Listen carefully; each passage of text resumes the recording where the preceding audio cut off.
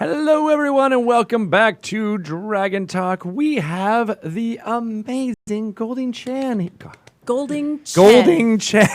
I Wow. said one thing, just get my first name right. All Goldie she, Chan all is she here. asked for was that we get her name correct. Goldie Chan Yay! is here. Yay! Yes. Studio audience is eating it up. Eating it up. Hi. How are you? Hi, Goldie. Good. Welcome I'm to great. Renton. Beautiful. Sunny Renton. It is definitely not as sunny as Los Angeles, where we just flew in from at 5 a.m. in the morning. So I am tired. Well, I'm so glad that you made it down. Yes. We were talking about you earlier, and Uh-oh. yeah, Good things. All good things. it was all good things. I was mentioning that I've met you twice. You came into the office to do an interview with Satine, and I got to be interviewed by you at the Descent was that for Forbes or LinkedIn? For Forbes. Okay. And you are, will you tell the viewers at home, I described you before as a hustler. Like when I look at your lead, this like lead sheet and everything that you've done, I see a person who's just like hustling to death. Like you are so inspirational. So give the nice people a little rundown of what you're about. Well, my therapist calls it workaholism. Yes. But Yes, that sounds right. but outside of that, yes, let's call it hustler because that sounds a lot nicer. Uh-huh. Yeah. But I love stories. So one of the things that I'm so thankful for is that now I write for Forbes and I write about storytelling and personal branding in the digital age. And of course, what I've done, and it makes my editor so nervous, is I talk about things like D&D. Why does that make him nervous? So I'm in the leadership section of Forbes. So most people talk about like, here's this corporate CEO, they've done this amazing thing. And I'm like, great, here's a bunch of people playing D&D and this is why D&D is wonderful. And it teaches us about leadership because it absolutely does. To be a good DM or GM, you absolutely need to know about leadership.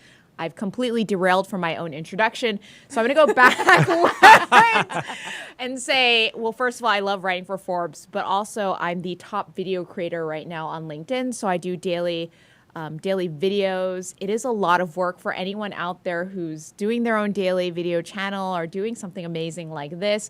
You know that putting out a piece of content every single day is a ton. So much. It's so much. So I'm just happy to be creating content, though, and it's such a joy. And then on top of that, I run my own social media strategy agency where I get to work with brands like Adobe and Microsoft and things like that. So that total business side of the actual B2B marketing and this super corporate stuff that I do find really interesting. But I also love forcing corporations to think about things like D&D and dragons and how they can teach their employees things. Right. Yep. So your daily show, what kind of stuff do you cover daily? I cover business, branding, marketing, entrepreneurship. I like to cover a lot of women who are doing really interesting things, people of color who are doing really interesting things.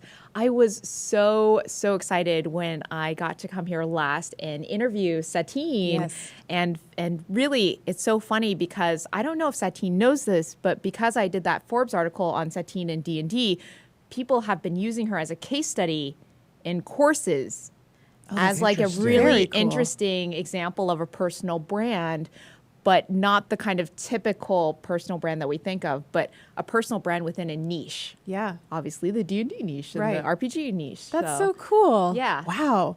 Satine the case study. I don't think she would have ever imagined that for herself. I don't think she would have either, but I mean, I have such fondness for Satine. She is so amazing. She's so pure. And You've she does known her so for a much. long time, right? Yeah, so I've known her for a few years now, and I've kind of watched her ascent into Opposite of descent, yes. opposite of descent, ascent into Avernus.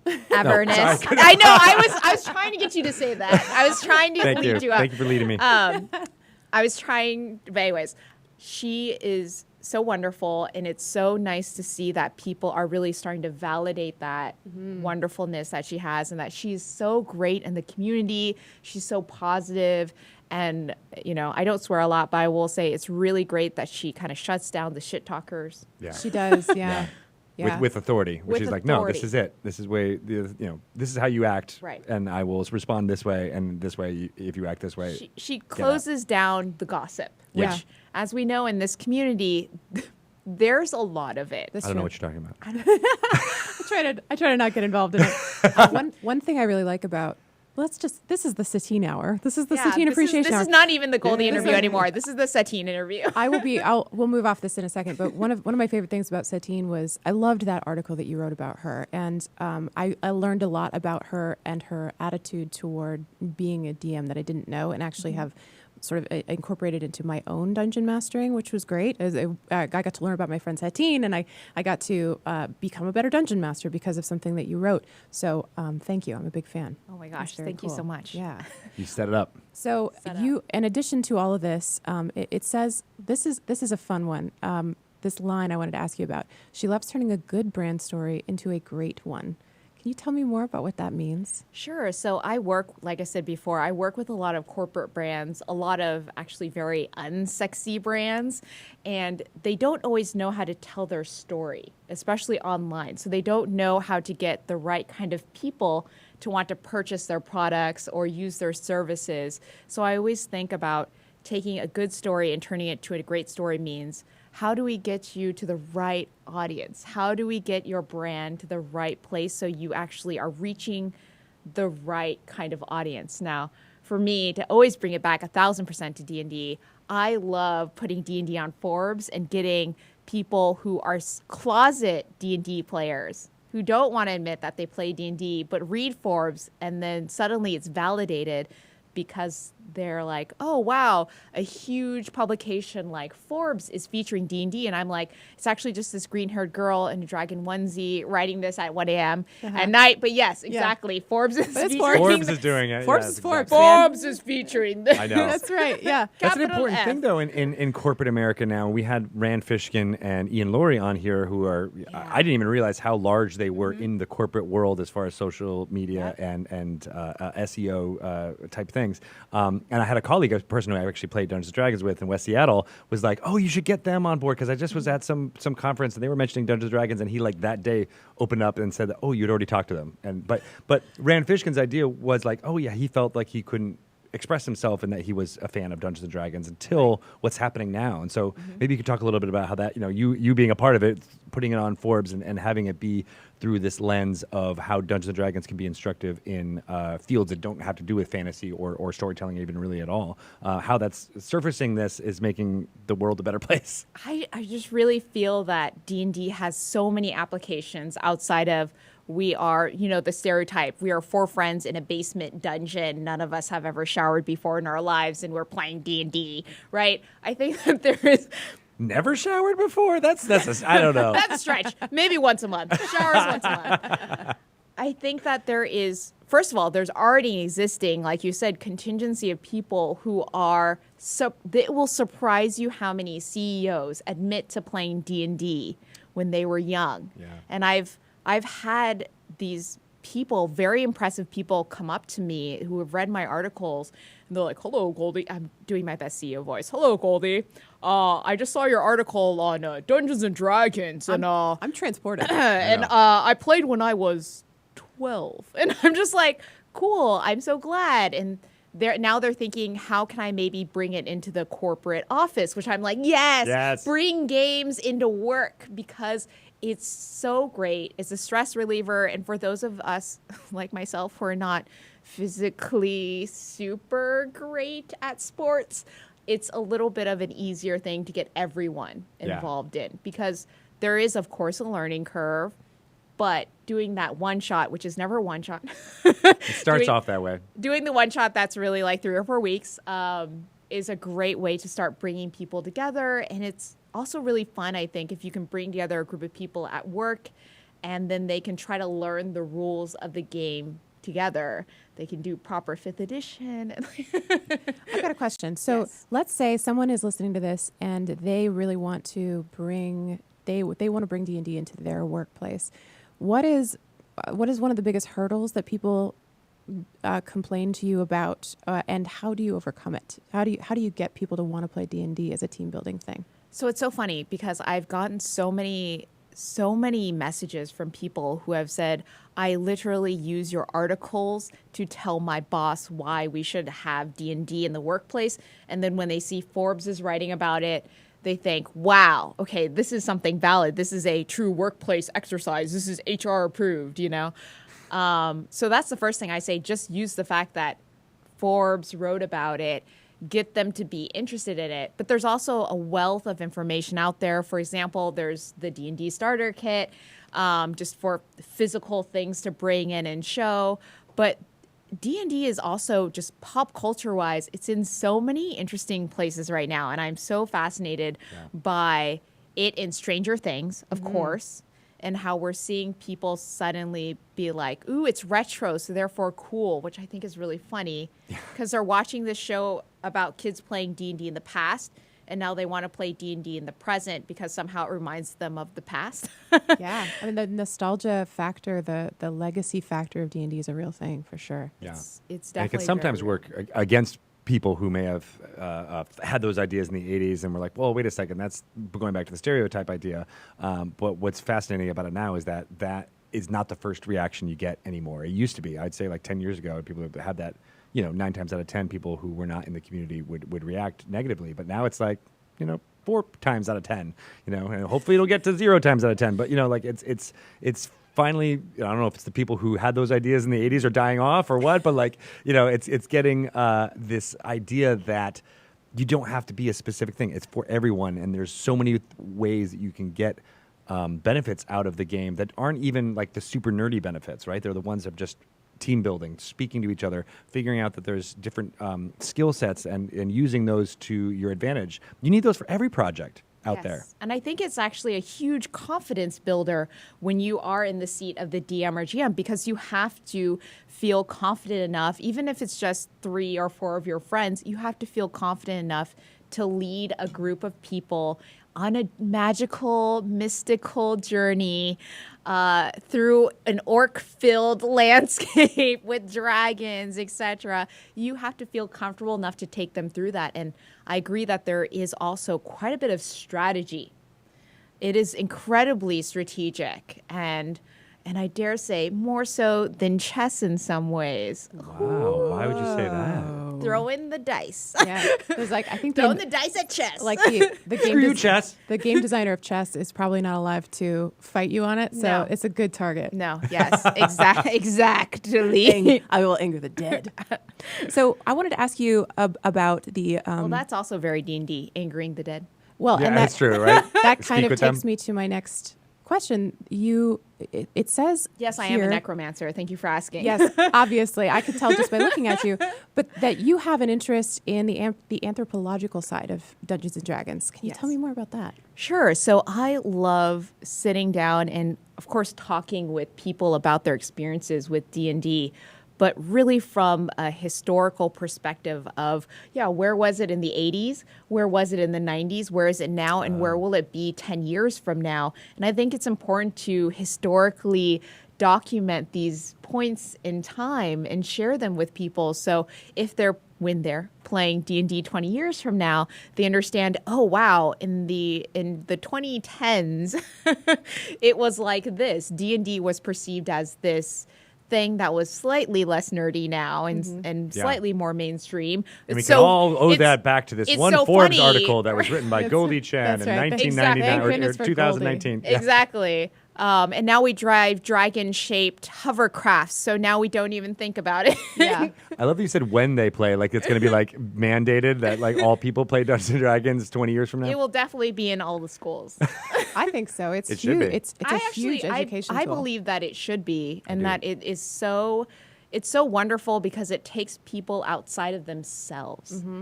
And I've noticed that when I've been interviewing all these people who play Dungeons and Dragons, everything from our favorite celebrities who play, right, to people who are just Joe Schmo playing with their friends. Some nobody. Some nobody, some not famous person. Apologies to everyone named Joe Schmo out there. I know. Sorry, Joe and Schmo. For everyone, it's a time to step away from being yourself and to try on the shell of someone new. And this is to bring it all the way back to Satine, obviously. It always does. As I always do. Satine and I were talking about this, how she loves that it empowers people to become something that they're not, because sometimes it's really scary to be who we actually are. So sometimes it's nice to play a character who maybe is actually closer to ourselves than we'd care to admit.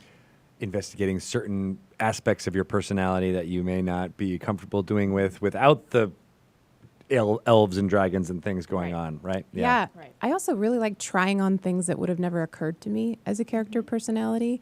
So I've done this. I've started D&D, playing D&D about 6 years ago or so, but I always was into role-playing games when I was a kid. And I used to do this online Star Wars role-playing.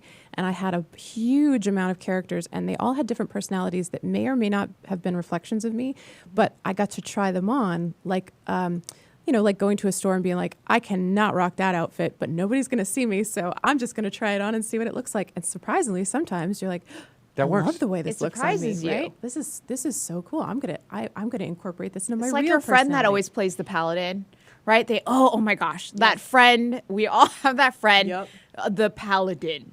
It's always the paladin or a version of the paladin, and then they try a half orc, and they're like, oh, a half orc paladin. half orc paladin. Half-orc paladin. Yes. Wait. Now I definitely want everybody who's watching and listening. Please let me know your half orc paladin character sheet. Please send that to me. I want to know all your stats. Totally. Yeah, people can get lost in their tropes, and then when they get and that's why I like doing random characters, because it forces people to be like, all right, this is outside of my comfort zone, but how Totally. can I make it work? Yep. And you're right, they'll discover new things about themselves It's true. because there's nothing like taking on a role that teaches empathy like this does, right? And that's something that I think is there aren't a lot of sources for that in this world right And now. I love that you talked about empathy, because I truly believe that D&D is, in some ways, especially when done really well, is the embodiment of empathy, because sure. you have to work in a group with people who are very different than you. I mean, they might be your friends in real life, but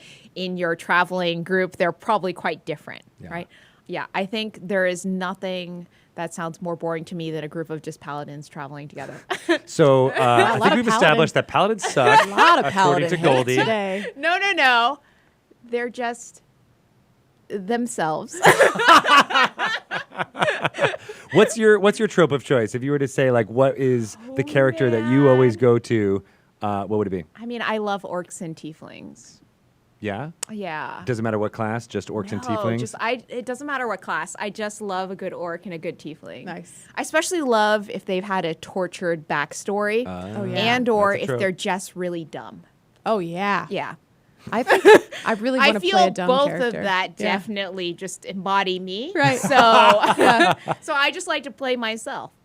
I think honestly, I think most people do. I think a lot of, if you look at our characters, like on the C team, all of our characters, we are always making fun of each other, because it's like, did Chris say that or did Cthulhu say that? I think, I'm pretty sure it was a little bit of both. A little bit of both. A little bit So of both. I wanted to ask you, aside from, I guess, also including the workspace environment, the office environment, what do you think is causing D&D's resurgence into pop culture right now, both from a perspective of people who are wanting to play it in the office, but also from a cultural popularity hobby viewpoint? So I think it's so fascinating, and I really do think part of it is that nostalgia element to it. It's that people played or really wished they could play. So I meet so many people who say, I wish I could have played when I was younger, but no one would play with me, / I was so deeply embarrassed to ask anyone if they wanted to play with me.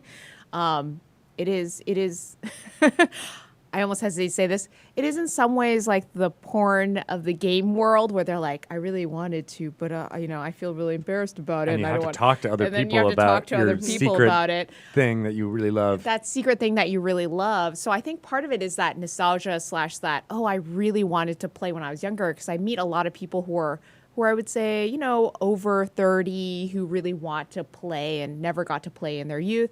But I'm also starting to meet these much younger people, so they don't have that perspective. Yeah. They just see it as, this is so retro. So there's nostalgia and then there's retro.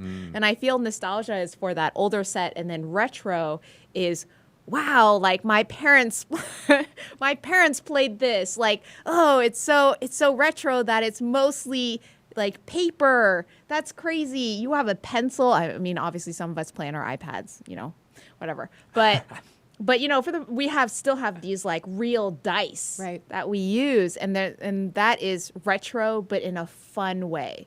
I see. So are you saying like retro in that it is not digital? It's not digital. Right. I think And that there's obviously digital aspects to it. because so much of our lives are through the little rectangle Yes. of our phones and all the people that communicate on social media in that way, right? Yes. I think there is something for young people now where, and for parents too, that get excited about it. Like, oh wait, my kid's going to be talking to other kids face to face around a table, and they've got pens and papers and dice, and they're like get excited about it just for that. I don't may not be the retro aspect of it. It's just the fact that it's creating these bonds that are face to face. That are face to face, that are in person, and that is incredibly important because as we get more digital, it's so much harder to find time to sit down with loved ones and do these in-person games. And D&D, once again, as we all know, whenever you try to do a one-shot, it's never really a one-shot. I don't think I've ever played a one-shot that was actually just one day, like 3 or 4 hours. It's a misnomer. It should be like a 4-shot. It's like a 5-shot. So I think that's the best part is even when you're playing just a very simple one-shot, you are playing for at least a couple of sessions. And so you have that extended face-to-face time. I love hearing about people who have met friends. Some people have gotten married from meeting people at board game cafes in the cities that they live in. It feels so wonderfully nostalgic to be connected in person in that way, and D&D in so many ways allows for that. And so there's this increase of goodwill towards something that causes us to be more connected in person.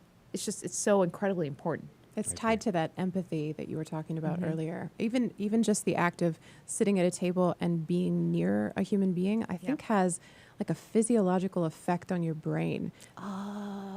Yeah, did you like that word? Yeah. Well, so this is my theory is that this is totally groundbreaking, but I think the internet is desensitizing people into not realizing that real humans are at the ends of every single keyboard that's being used, absolutely. right? And so it's very easy to be coarse and to be hateful or to dismiss because they're not real. They're just bytes coming over the internet.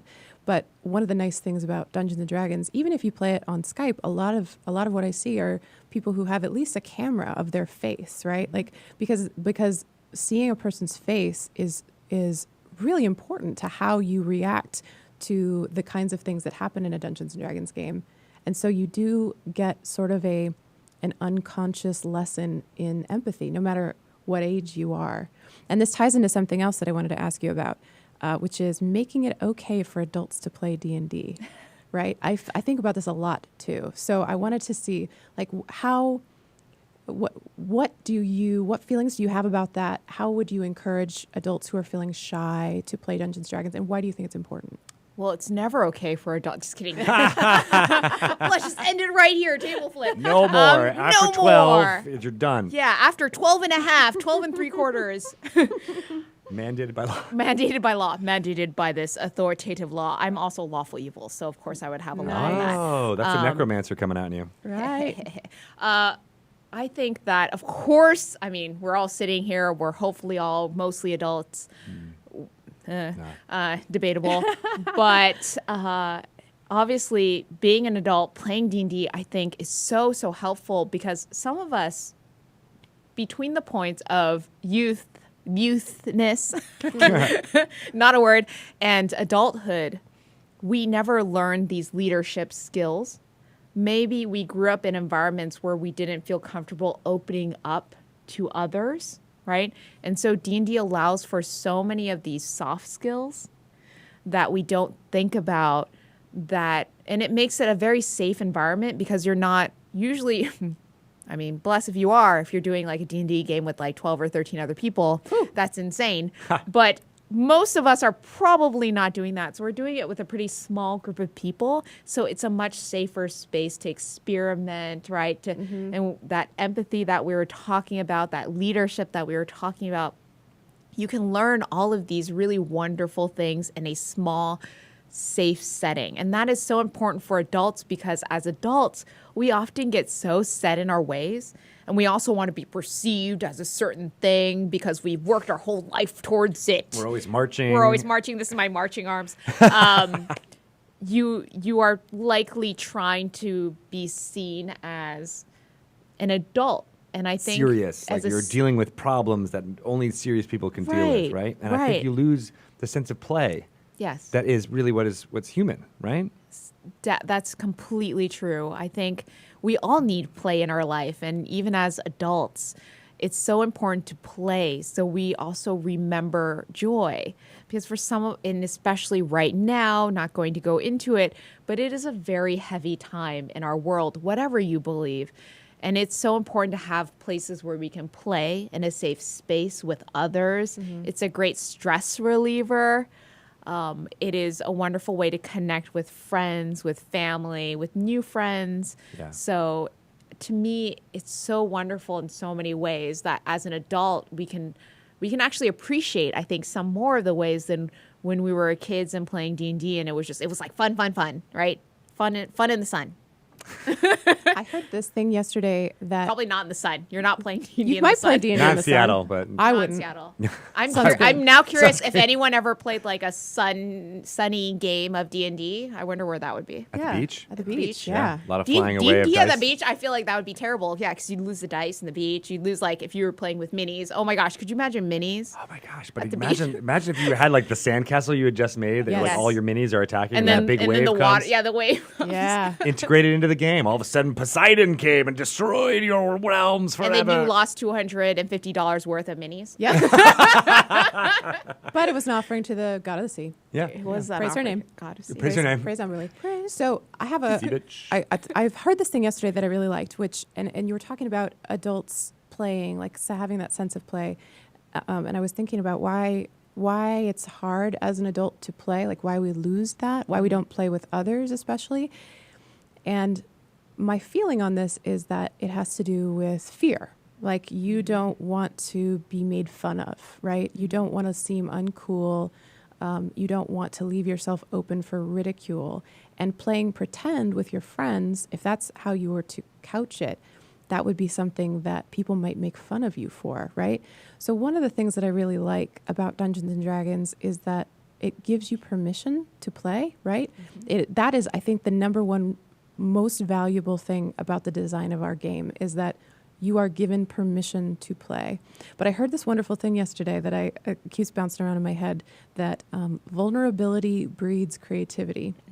And this was in the context of a code of conduct training that we were doing here at work. So this is like a workplace thing. It's like you want to be vulnerable with your coworkers because that's how you get good ideas, because you're not afraid.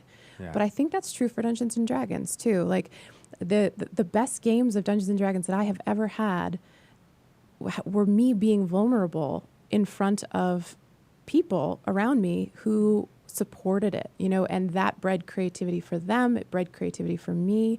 And I think what you were saying about adults playing, and I think that having that sense of like feeling safe, that safe space, feeling safe to be vulnerable is a big part of why Dungeons and Dragons works and why you get these lessons in empathy, right? That was beautiful. was I'm pretty just clapping. beautiful. I'm Yeah, clapping all right right. now. The claps. Yeah. We're doing the claps. Shut it down. Shut it all down. We're done now.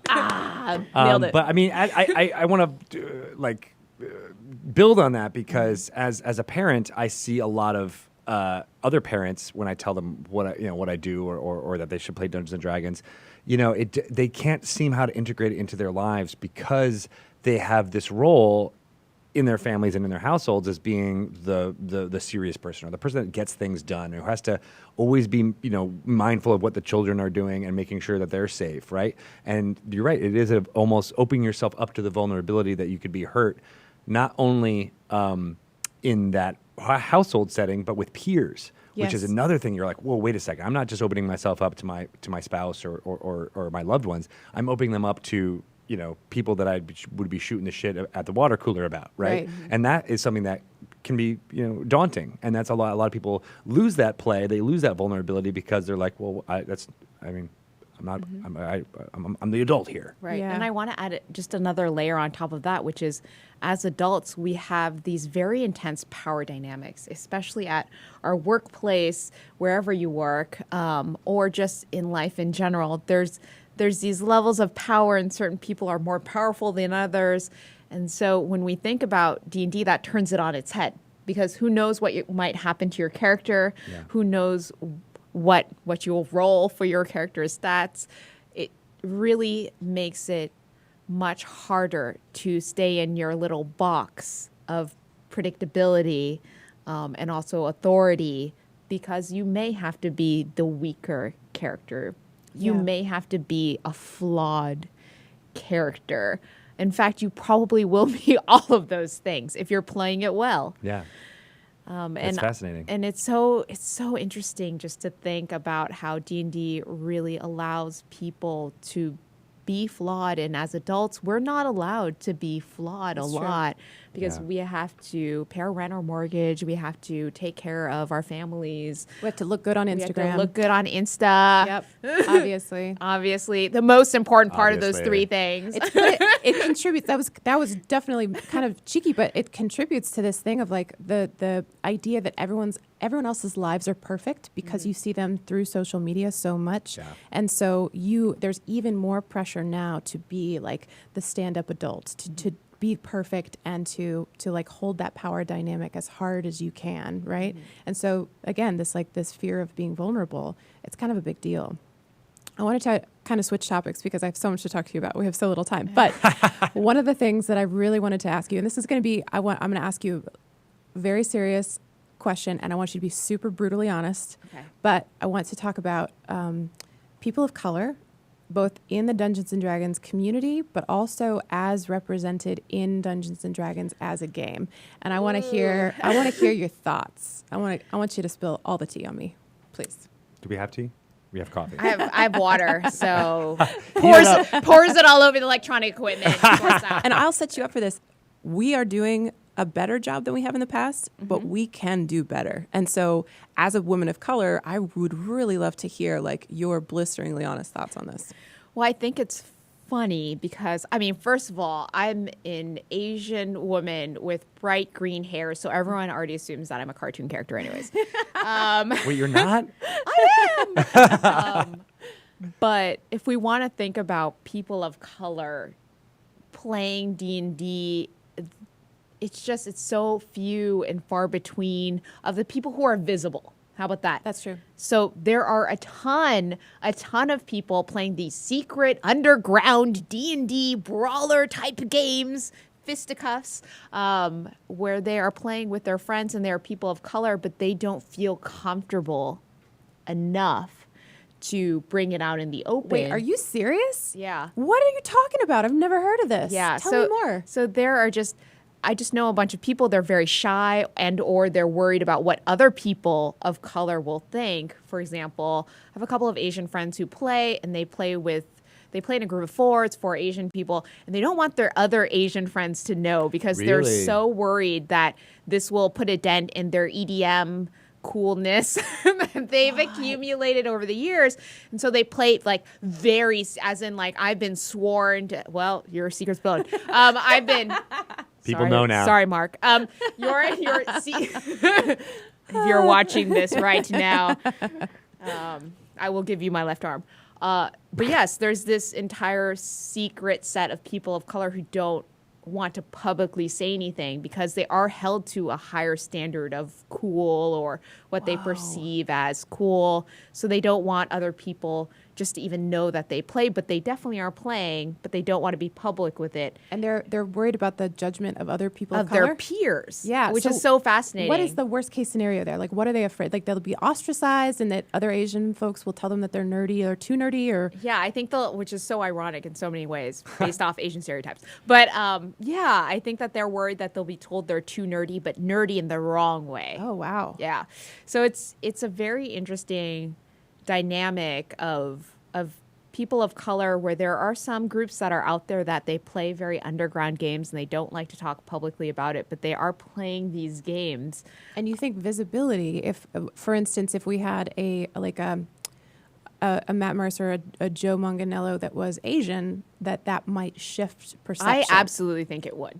Right. I think that because there isn't one person who really stands out, specifically in the Asian community, to represent all, which is such a daunting task, and Of who course, can be this yeah. person, Yeah. but represent like all Asian players in Dungeons and Dragons.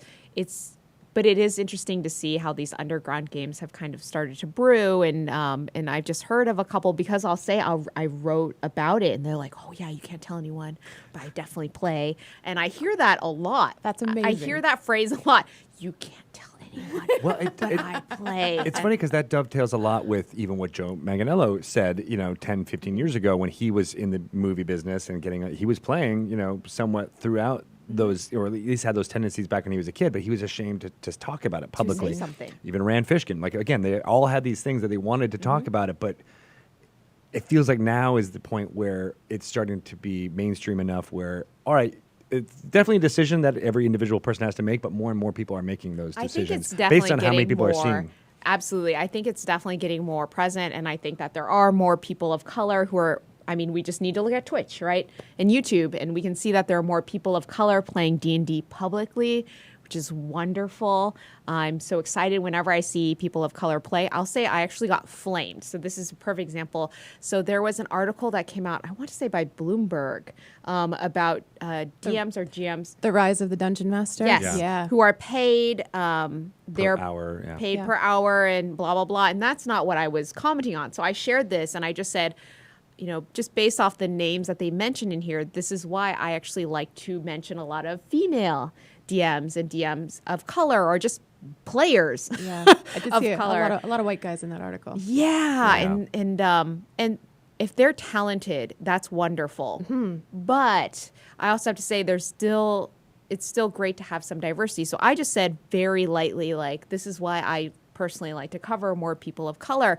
And then the comment section, as we've all course. had at some point in our D&D career lives, flames, just like fiery flames of Azeroth, devil. The There, Avernus fire. The caught me. Avernus Yeah, fire. yeah. Bring it back. Always be branded. Bringing it back. September 17th. September 17th. Buy it now. Pre-order Join now. the trolls in hell. Yay. So there, I just got so trolled by these people who, and this one guy, we actually had a very civil back and forth because but these are all the greatest DMs. He's like, you should just focus on only the best DMs. And he's like, these are the best DMs. And I was like, well, I could argue with that just honestly, just Yeah. on an ultimate scale. I could argue just among the white men that you pick. But Yeah. outside of that, I just think it's important to spotlight just a little bit more diversity. And we had this actually pretty civil back and forth where I said, I'm spotlighting people who are just great, but have just never been in the press before. He's like, oh, I guess I could understand that a little bit more. Yeah. And I'm like, arguing with my trolls. I know I shouldn't, but I absolutely am doing it right now. Sometimes you can't resist. Sometimes you can't resist. And sometimes you do. Everyone says you can't change anyone's mind, but No. that's a case where But- at least you put a new idea in their Yeah, head, and and I then think they'll he had a ruminate new on idea. it. He was like, oh, yeah, I guess you're just featuring people who have just never been people, right? Not Right. men or women Yeah. or people of color, just people who have just never been featured in press before. He's like, I get that. Oh, he's like, I understand that. I was like, yay, here's Yay. your gold star. Yeah, right? Congratulations. Because that's what journalism does. Yes. Yeah. Teaches you about things you may Hope- not know about. Hopefully it does teach you about things you may not know about. But yeah, I thought it was so interesting how many white men flamed me in my comments, which is not surprising. And quite a few white women actually also flamed me. And just how many people of color retweeted that particular tweet without commenting on it, which I also think is really fascinating. They just shared it into their feed, but they didn't do an affirming comment or I totally agree with you. It was just a quiet, here Yep. you go into my feed because I want other people to see this particular comment. And I Yeah. think that's a lot of what's happening right now. There is a shift, but it is slow. And I would love to see more female DMs, GMs. And I would Well- love to see more people of color really present and leading shows. And you know what I have to say, even when I was at Legendary and I was working on Geek and Sundry Nerdist stuff, I really advocated for some of the people of color there to be more present Yeah. on shows that they were running there. And in some ways, there were times I got actually quite a bit of pushback from people because they're like, but they're not the, and I'm not going to name names because we're not going to name names here, but This is a safe space. this is safe space. But they're like, why not this other person who's not a person of color? And I'm like, well, the whole point is that, Right. you know, Yeah. yeah. Well, I mean, let me follow up on this a little bit because I think there's a lot that, obviously women and people of color can do to advocate for themselves. But I mean, honestly, as a white person who's a man, I've made it a point to. Wait, what? Oh my gosh. I know, right? It's true. Sorpresa. But I've made it a point to try and highlight as many folks who weren't getting that spotlight in the past. You do a great job of it, sir. Oh well, thank you. I don't want the Pat cookie. on I just the want. I Here's want- the cookie. I don't want any of that. I want you to talk to folks in the audience who may be like me. What are ways that they can do things so that it's not just all the burden on the folks who may not be spotlit, if that makes sense. I know. I never know how to say spotlighted. Spotlighted. Yeah. Well, first of all, I think it's including different people just into your everyday games. Right? So it's Yeah. not having a game that looks really uniform, whatever actually race you are, whatever type of way you identify. It's having a mixed group of people playing a game. So that's the first level, is just including everyone into your everyday games that you're already playing. And then the second thing is, if you see a wonderful female DM or GM, or you see somebody of color who is doing something really interesting and maybe they're running a smaller game or a smaller channel, that you just share it. You just tweet it out, you share it on your social media. It sounds really simple, and even if you have, say, just 20 followers, that means a lot to that person that you shared out their content. And that not only means a lot to that person, it means a lot to the community, because you are helping. And that is, to me, only positive, is when we share and we help and we uplift each other. Right. So I'm gonna do a little shout out to a podcast called the D20 Dames. We have featured them before, but they are all women, and I think majority women of color. And I absolutely love their show. So if you want to put your money where your mouth is after listening to this podcast, I recommend them. Yeah. But the other thing I wanted to ask you about is the second half of that question. In 5th edition itself, in the design of 5th edition, and this is the part where I really want to hear your honest take, because She wants to get some consulting here well, for yeah, you. it's just a little on-air free should I consulting. tell you how much my hourly consulting rate is? No, I'm just kidding. Honestly, we It's can talk about it after It's one this. D20. Let's talk about it afterwards. I'll just roll the 20 and then Yeah. times that by $5 million. Yeah, there you go. But to be perfectly honest with you, we don't have any people of color on our design team at all. Yes. And so, and you're like, yes, Sorry, it's yes. obvious. So last time I came here, I got a beautiful tour, and I will say I was so excited to see how many women lot. work on Dungeons and Dragons, and I was shocked because I was expecting a much more homogenous group of people. Why are you looking at me? I was looking at you. We're making really direct eye contact right now. I was trying to look at Kate instead. I was expecting actually a much more white male, Same. let's just name it out loud, Same. Group of people here, and I didn't see that. So that was really exciting for me to see. Do I see people of color here? No. We have one. We have one. Yes, but she's not on the the game design side. She's one of our art directors, which is cool. Which is super cool. 5E. Please, let's hear it. Well, you know what? It's so funny because everything is made up, right? These are not real characters. Like with these classes, they're literally classes of imaginary beings.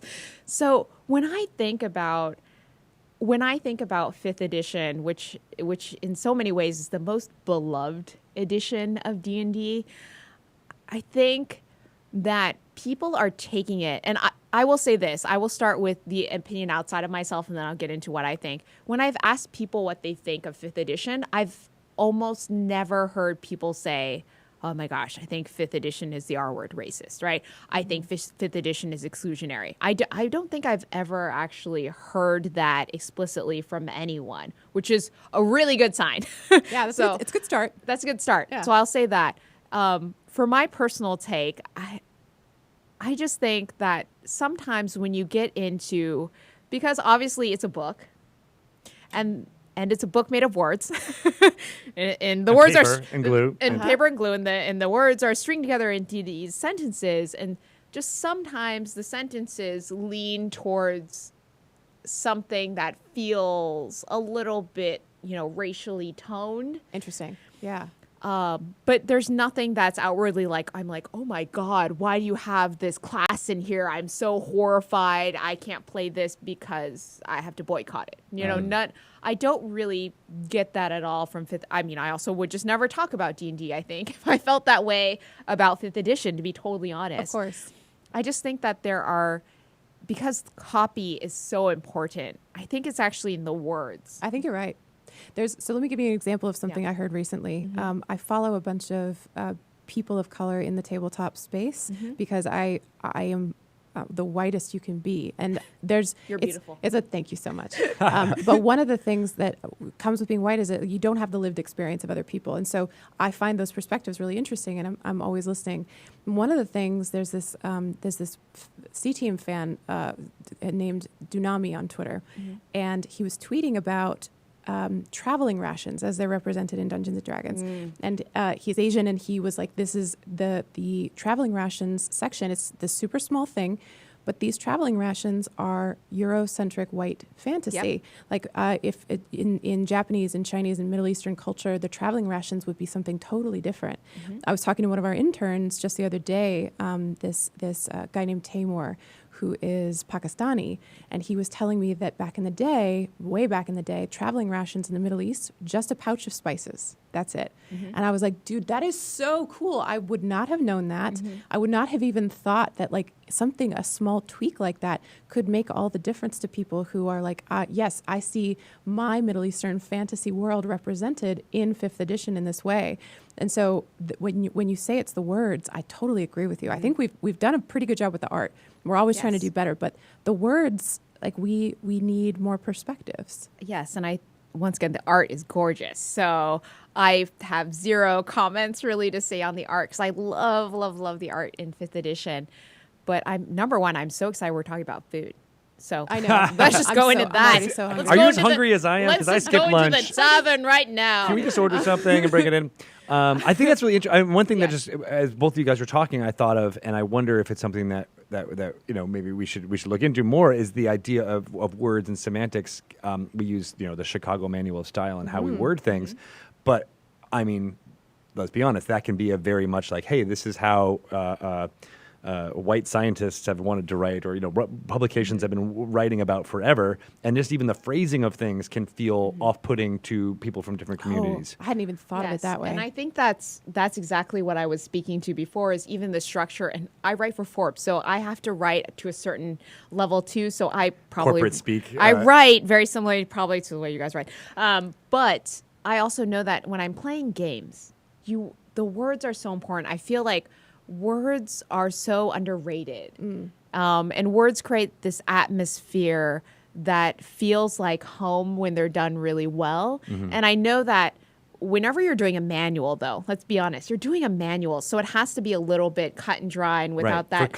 For clarity. But what's clear to a person of color who comes from a different speaker, country. Yeah. And I love that you said Eurocentric, because that is what I was dancing around. Yes. So it does feel incredibly, incredibly Eurocentric. Now, I was born in the U.S., and so a lot of my viewpoints are very American. Love Texas, I own a very embarrassing pair of cowboy boots.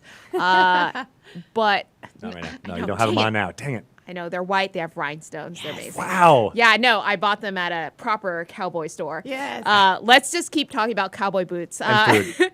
Put cowboy boots into the next edition. Magic problem. jumping boots. Magic jumping boots. But yeah, I think that's an incredibly Eurocentric version of this game. But you know what I love? I love, and I'm sure you guys have seen this before too, is that people will sometimes play D&D and they will put in their own cultural references into D&D. So they'll they'll obviously stray away from the manual, but they build in that cultural side. And that's what I absolutely love, is I love when they take the essence, the heart of D&D, and they take the heart of 5e, and they really put in their own ideas and their own histories into it, because that is, I'm going to cry. This is really what is the most beautiful part about D&D.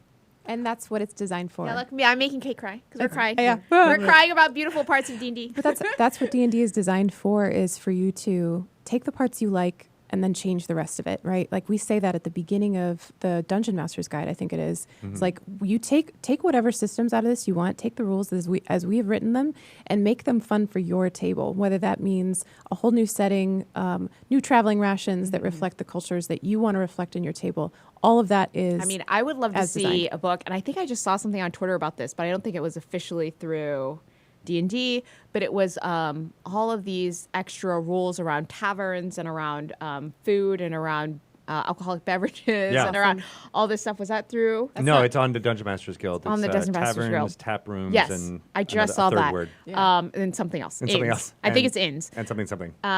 But I saw that and I was like, now this is brilliant because this is an additional guide, right? That could maybe come officially from D&D, truly officially from D&D, and be very global. So you could take 5th edition, which I think it's really hard to modify this book that's meant to be kind of the cornerstone, and then you can add more flavor by having something that's like, well, this is an official, like the Dungeon Master's Guide. supplement. This is an official supplement. So if you want to switch out this, let's think about switching out this with this other culturally relevant thing. Yeah. I always love that idea, which do is too. making it official so people don't feel like, okay, this is just they just made this as an afterthought, but it's an official add-on.